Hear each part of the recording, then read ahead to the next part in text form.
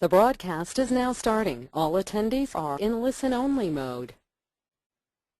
Today on Trusted Advisor webinars, we're going to be looking at 3 techniques to spot more opportunities to get inbound referrals for your business. Hello, everyone. Welcome to the call. My name is Andy Winnig.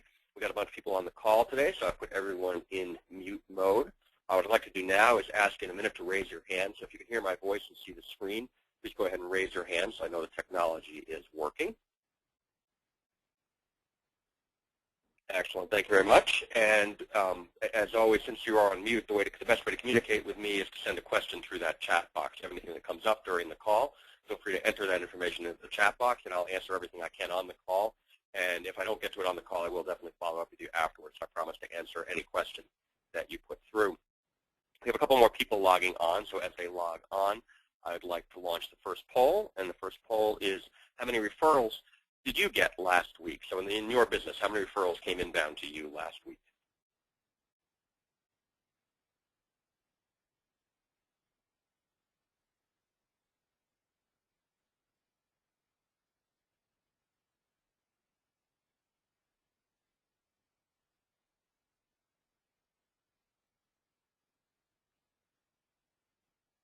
Excellent. Thank you for sharing that information.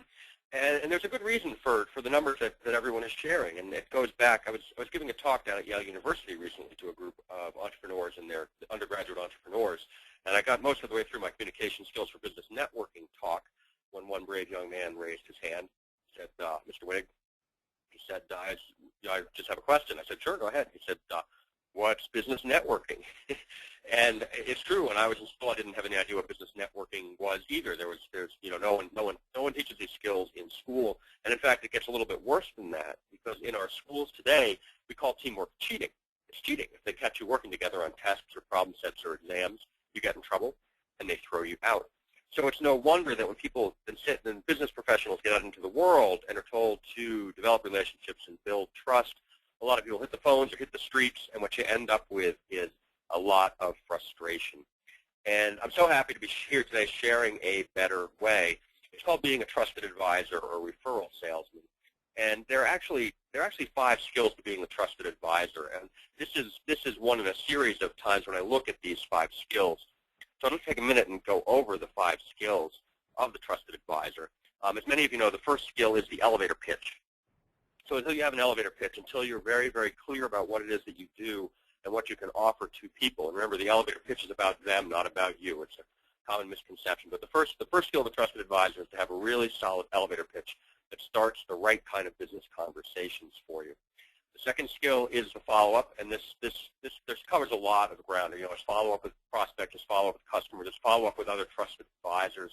There's an awful lot of work on follow-up, and we'll actually touch on that a little bit today as we go through the work that we're doing. The third skill is the one-on-one, and again, we'll touch on that today. If you're interested more in one-on-ones, there's a webinar in the archive on how to have an effective one-on-one, kind of what a one-on-one is, why it's the most necessary thing if you're actually looking to build a referral network, and how to have a good one. You know, what kind of your goals are when you're doing a one-on-one. The fourth skill is offering professional referrals, and the professional referrals are the way of making sure that referrals happen, right? I'm sure a lot of people on the call have had people say, I gave your name to someone, or I know, someone was talking about you, so I gave them your name and number. And I don't know about the rest of you, but I don't usually get those kinds of calls. So when we look at a professional referral, we're looking at the idea that the call actually the referral actually gets made, the connection gets made, and it's a good connection for people. So when I talk about professional referrals, that's really what I'm referring to. And the fifth skill, what we'll be talking about today, is opportunity spotting. And so what is opportunity spotting? Well, we'll give a bunch of examples as we go through this day, but opportunity spotting is really the best way to generate more referrals. And you'll notice it is the fifth skill of being a trusted advisor. And so it depends on a lot of the other skills. It depends on being able to follow up. It depends on having good one-on-ones. And when you become good at those other skills, you can actually become better at opportunity spotting. And like the others, opportunity spotting is just a way of thinking. It's just a skill you can learn that allows you to look for ways of connecting people, ways you can put people together that will really work for all those people. So again, the focus today is on 3 ways to get more referrals, and it has to do with this opportunity spotting way of being a trusted advisor, this opportunity spotting skill. As usual, we've taken a similar approach as we do on all these webinars. I'm going to talk a little bit about my history, how I went from not a salesman to a cold call salesman, now to a trusted advisor or referral salesman, and how I learned some of these skills along the way. Then we'll share the 3 techniques, 3 ways that you can actually go out and get more referrals. These were actually a surprise to me. I know that when I started doing referral selling, I was confused as to kind of how to get referrals, how to make that happen. And what we're talking about today is a lot of what's involved in that, is how you make that happen. And then finally, I'll give a great story. Something just happened recently that's really it's a good description of kind of what trusted advisor means and how referrals work out in the real world, and what you can kind of expect. You know, when you think about kind of what you want this to look like. I have a really good story that I'm going to share that'll talk about how that works. So let's get started.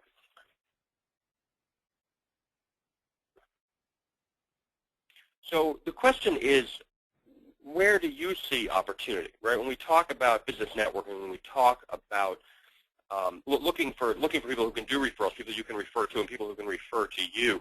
A lot of people see this as overwhelming, right? You come into a trade show floor, there's a lot of people milling around, kind of what do you do, how do you start on that? And of course, part of this series of webinars that we're doing gives you skills that will help with that. Again, I encourage you to go to the archive and take a look at some of the previous ones for additional skills you can use when you end up on a trade show floor like this.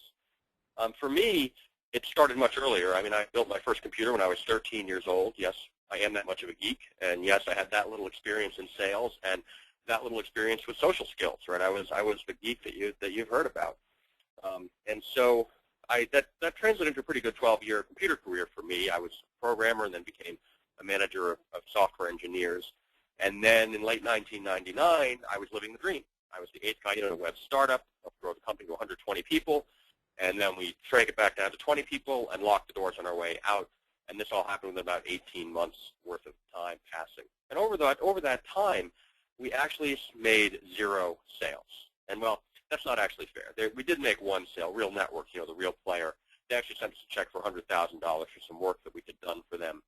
But we did some quick math, and if you think about it, 120 engineers, $100,000, we realized that we spent more than the check on the party that celebrated the receiving of the check. So I feel comfortable saying that in our 18 months, we actually made 0 sales. And it was at that time that I vowed to myself that I would never again be in a position where I depended on other people to make sales for me. And this doesn't mean that I don't hire salespeople. I have plenty of salespeople, but I know how to sell as well. And so they're selling, you know, the team is good and there are other people selling for me, but I don't depend on them because I know how to sell and I can make the sales myself. So what happened, so I was out of a job and I didn't really have any business experience, but I knew that I kind of wanted to learn how to sell. And so I landed on franchising as a way of kind of starting a business without all the risk. And I found this company, Fish Window Cleaning, that had a cold call sales process. So I bought into this company and hit the street as a cold call salesman. Excuse me, and that went well for several years. And the turning point for me, the moment that I started the switch from a cold call salesman into a referral salesman, was the day that I walked into the Cambridge Chamber of Commerce in Cambridge. And of course, I was there to sell them on window cleaning. They sold me on a chamber membership. And through that membership, I actually joined my first business development group. I actually started understanding. I started going to networking events and started hearing other people's elevator pitches. This was when I really got a sense of the set of skills that I was lacking, right? I've been doing a lot of cold call selling, but I didn't really understand this referral selling. And so that was really the start of when I started to understand these skills. And as those of you who know me know, today I own 2 different businesses. I'm part of about 4 or 5 different networking groups. I also run a large volunteer organization doing leadership training for high school juniors. And I have a wife, a baby, and another baby due at the end of this month. And so people say to me all the time, wow, you know, how many hours do you have in your day? And I have the same number of hours as everyone. I've learned a bunch of skills that make me very efficient about the kind of work that I'm doing, about the selling work that I'm doing. And it really helps get a lot of things done. I've learned how to put those in place. And as you can, if you count up the years in my story, you can realize it took me quite a few years to get to this point. And the reason I love doing these webinars and the reason that I love doing this kind of work is to help people such as yourself get there faster, right? Like we've broken down the skills. I've already talked about the 5 skills of the trusted advisor. And so I'm breaking down those skills and doing things like this where you can learn those skills and kind of become better at those skills. I hope that your path there is much faster than mine, so that that is what I'm hoping. So I'd like to launch, as we get into our first tip here, I would like to launch the second poll. So in your elevator pitch, again, when someone asks you what you do, or when someone has, and when you're standing up in front of people and talking about what you do, how many products or services do you usually mention? That's what I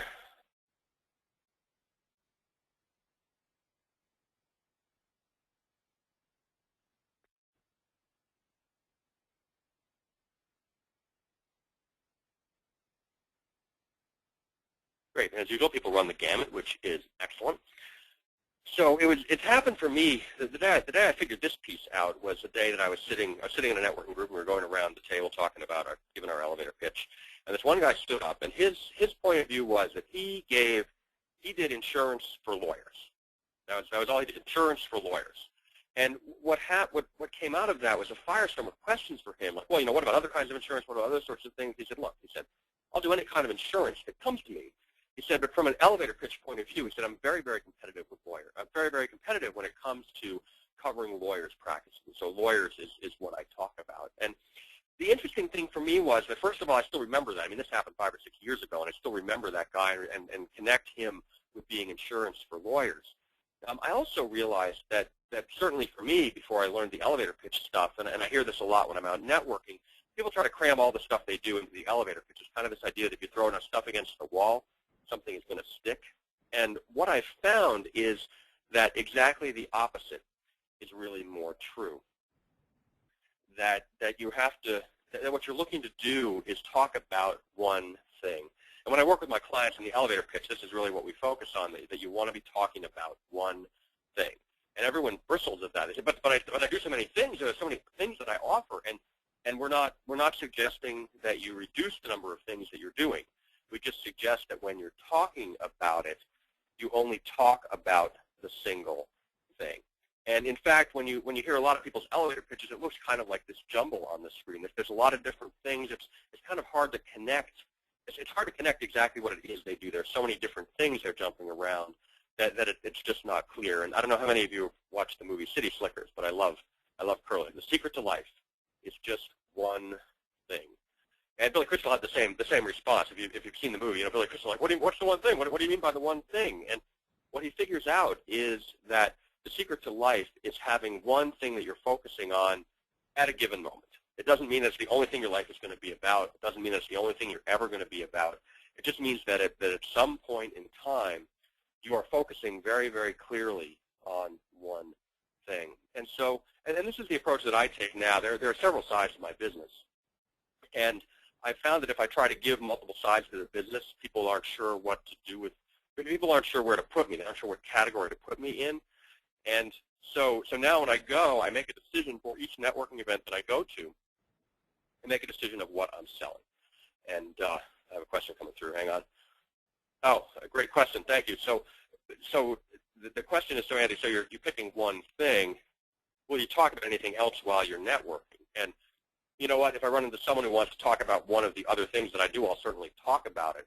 But it's not the kind of thing I'll bring up, right? When I'm at a networking function, I give an elevator pitch that's about a particular thing that I do, and I talk to people mainly about that particular thing.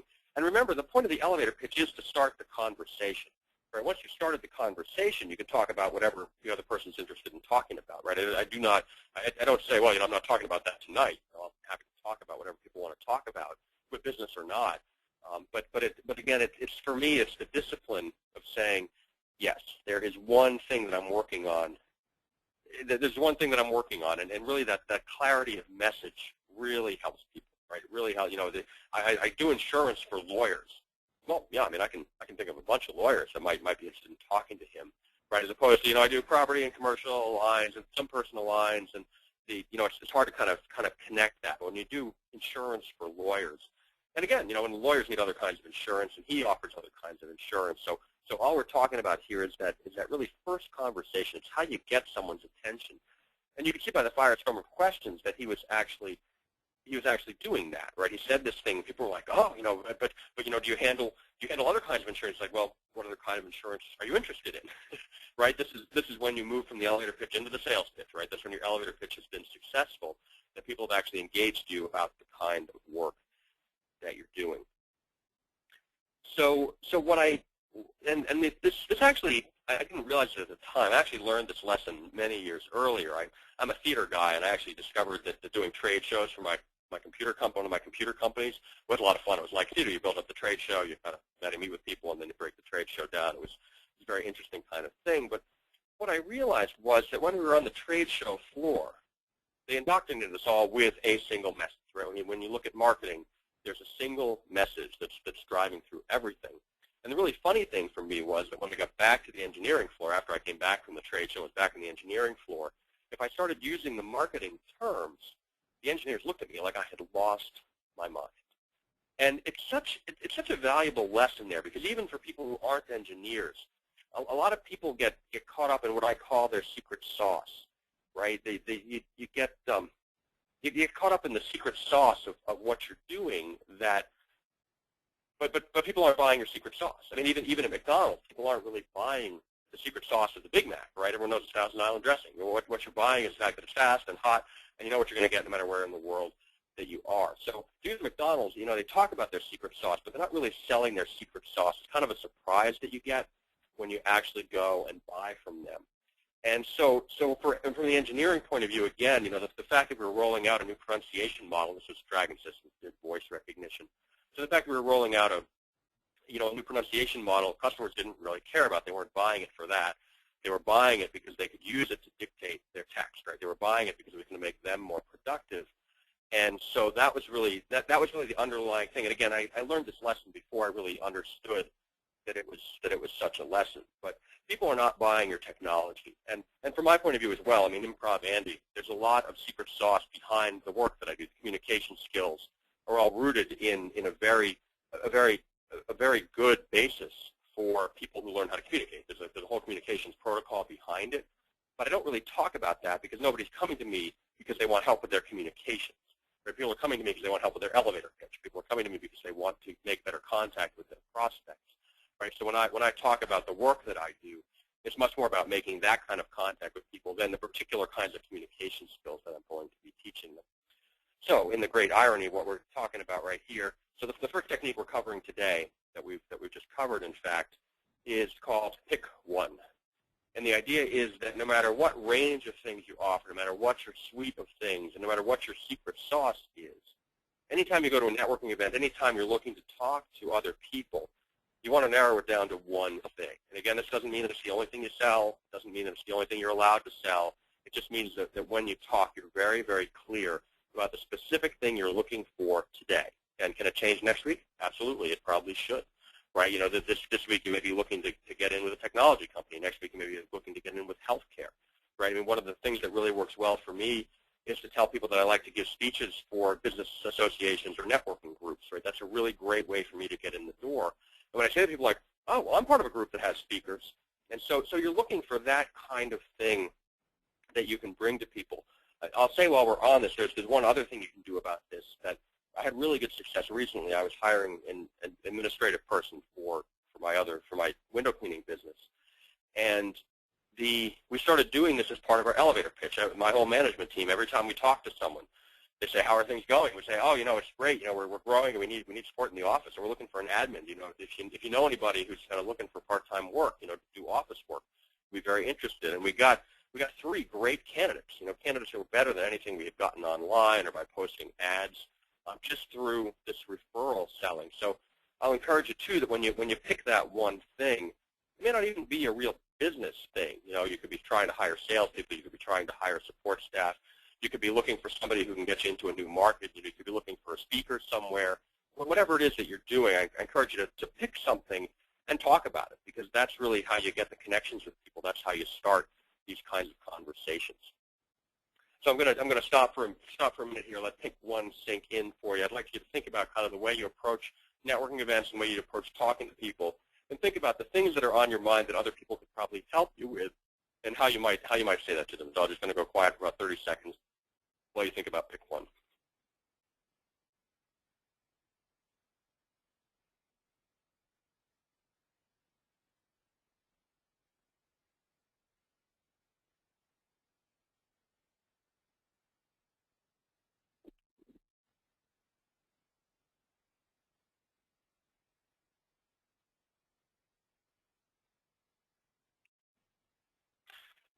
All right, great work, everyone. Let's keep moving forward. So I'm going to launch the second, actually third poll now.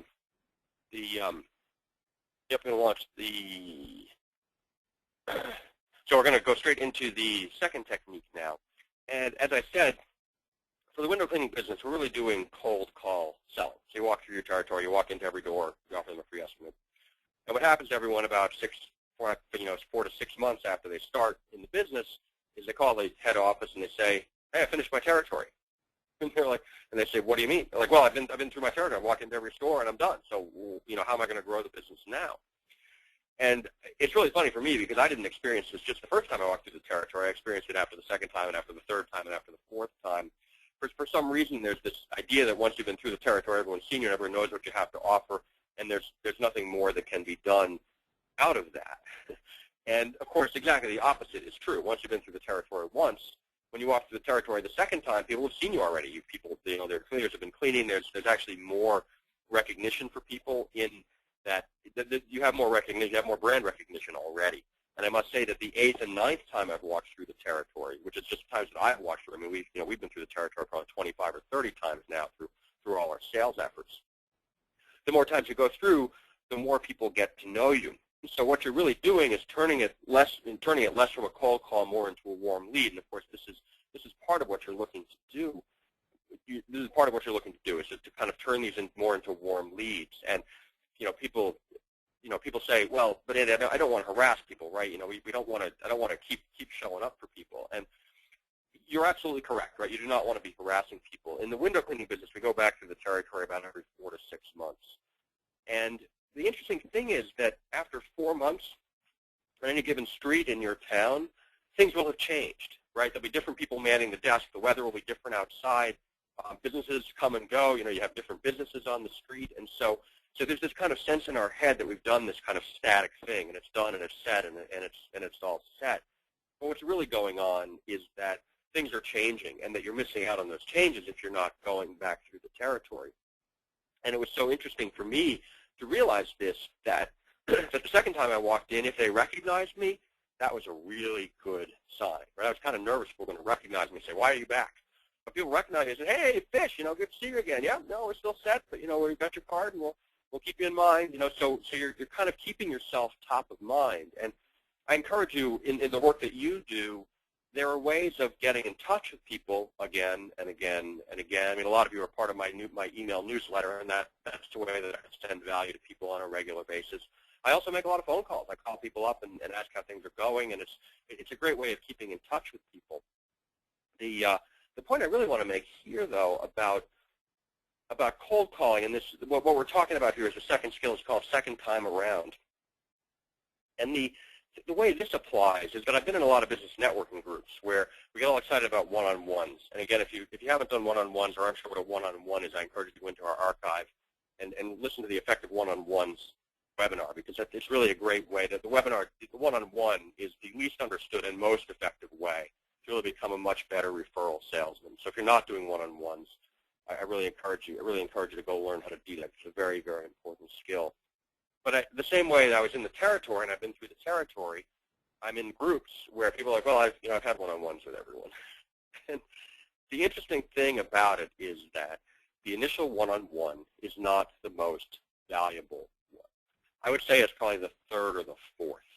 And again, people say, "Well, I'm just not going to meet with someone every week." And you're right. You're not going to meet with someone every week. You're going to meet with them every 4 to 6 months, right? You call them back up and say, "Hey, I wanted to see if anything's changed." And I mean, there are a bunch of people.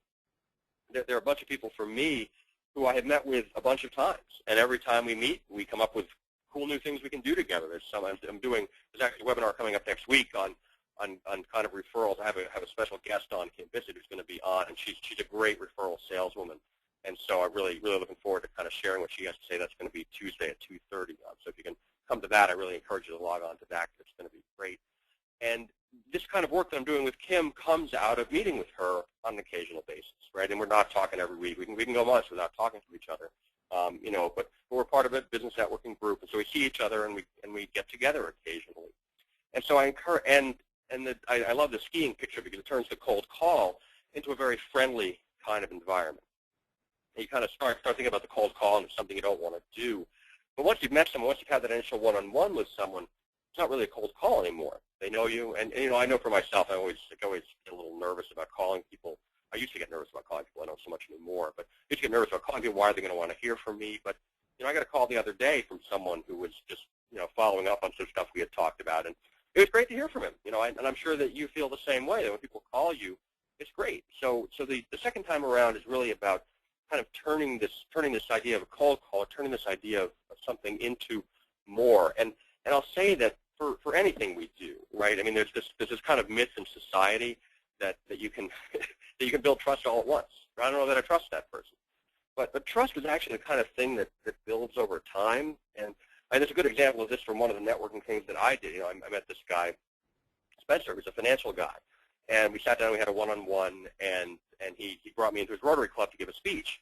And you know, and so we've met a couple of times since then, and we're part of the same networking group. And I'll share at the end of the call, I recently had an opportunity to give him a really great referral.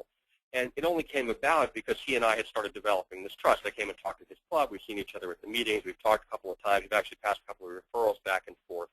So we've been building that trust such that I was willing to call him when this opportunity, again, that I'll talk about at the end of the call, came up. And so as you're doing the second time around, we talked earlier about kind of what the opportunity is, right? When you look at this when you look at this sea of people, what's the opportunity?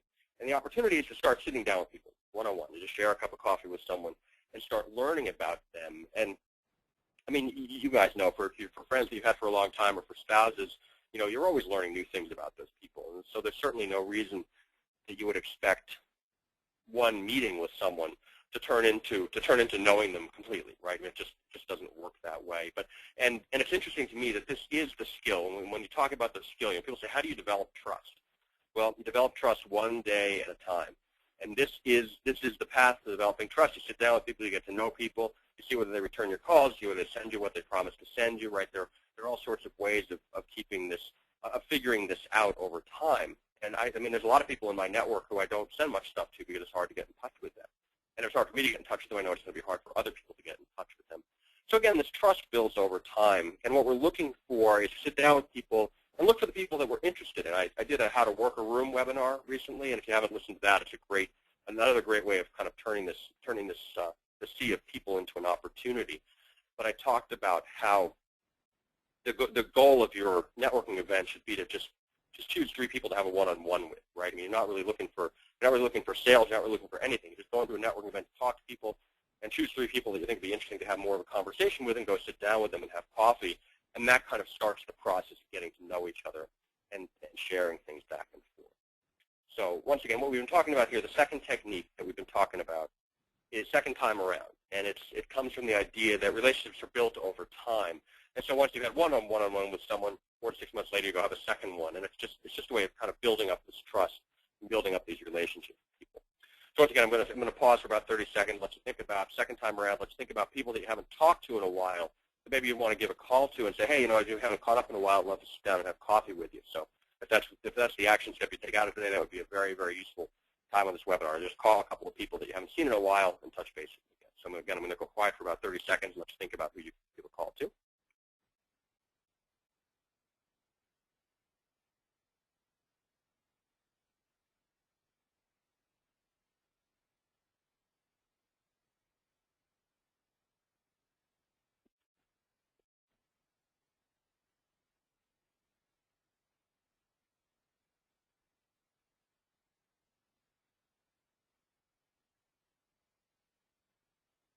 Excellent. So now everyone's got some great ideas about people they want to reconnect with and ways that they want to keep this trust building moving forward. So we're on to the third technique now. And the story I like to tell about the third technique, when I was a kid, as you know, I was a super geek, and so I worked at a computer camp. I actually taught computers to kids when I was a kid.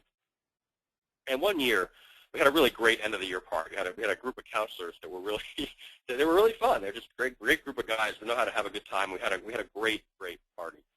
And the next year, most of them weren't there. There were just a couple of people left who kind of remembered that party. And all through the year, everyone was talking up how great the party was going to be at the end of the year. I had a great party last year, how great the party was going to be this year. And the funniest thing was we got to the party at the end of the year, and all these new counselors sitting around the table kind of looking at each other, waiting for the party to start. And it was so interesting to me that they they were the party, right? The thing that had worked the previous year is that we had a bunch of fun people who were getting things done, and they had a good party. And there was some kind of sense in this group that other people were going to contribute to the party. And I hear this a lot from business people that I work with, that they're waiting for the phone to ring. Like, why aren't people calling me?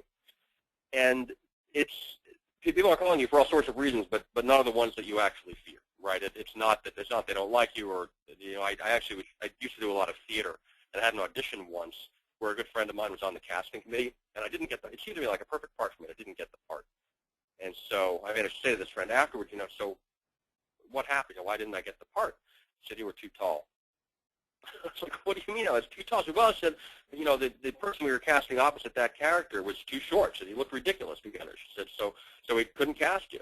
And of course, I would always rather have been the one that they had to find the person who matched me. But when you think about sales, it's the same kind of thing. People are busy and stuff falls off their plate, and so it's really up to you to reach out and talk to people. And I had something about this happen recently that a year and a half ago, I was working with someone to schedule a talk for them, and and actually this week it just happened. I did the talk. It took 18 months to kind of get that going, and we just kept in touch. I had actually thought it had died. I thought that wasn't ever going to happen, and of course the way to deal with that is just to get more opportunities coming in. So the easiest way to deal with not enough opportunities is just go out and get more opportunities, do more networking, find more things coming in. Because you know what, when she did call me and say, hey, you're the one, like we've slotted you in for this time, is that okay with you? It was perfect. I said, yes, absolutely, that's great. And I do really think that there's a lot to being the person that takes the initiative, right? Like, there's a lot of people, like, I remember the high school dance, right? Everyone's so nervous about it, but when you're at a networking event, think about how tough it is for you to approach people and how relieved you are when someone approaches you. And so you can offer that to other people, right? It's a way, and the funny thing is, the way to make your phone ring is to call other people, right? If you're sitting there staring at the phone, it won't work. And if you're calling other people and out there networking and talking to people and coming up with opportunities for people, then it absolutely will work. And I love doing follow-up calls. It's great to talk to my customers, my prospects, and people always have interesting things going on, and people are generally happy to talk to you. It's not I had this fear with the cold calling that, you'd walk into people's businesses and it kind of throw you out.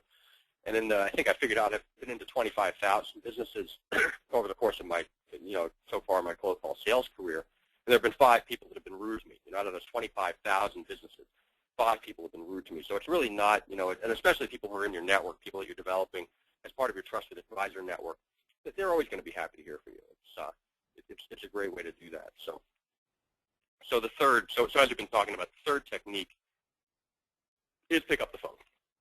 And a lot of people like to send emails, right? Oh, I'm sending emails, and I'm telling you, like in a world of email, the phone call is amazing for people, right? I mean, it's absolutely amazing. You pick up the phone, you talk to someone for 5 or 10 minutes.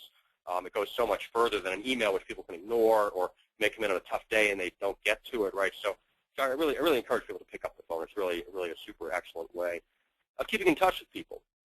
And it goes along with the second time around, right? Pick up the phone. You pick up the phone every 4 to 6 months and touch base with people. And it's even better if you have an opportunity for them. I do that a lot now. Again, I've got a story coming up in just a minute about that. But it's good to find ways to kind of have a reason to pick up the phone and call someone and say, hey, I got a referral for you, but by the way, how are things going? And see where the conversation goes. So those are the 3 techniques that we talked about. What I want to do now is ask you which technique you found most interesting, whether it was pick one, second time around, or pick up the phone. So just let me know which technique you enjoyed most today. I would appreciate it.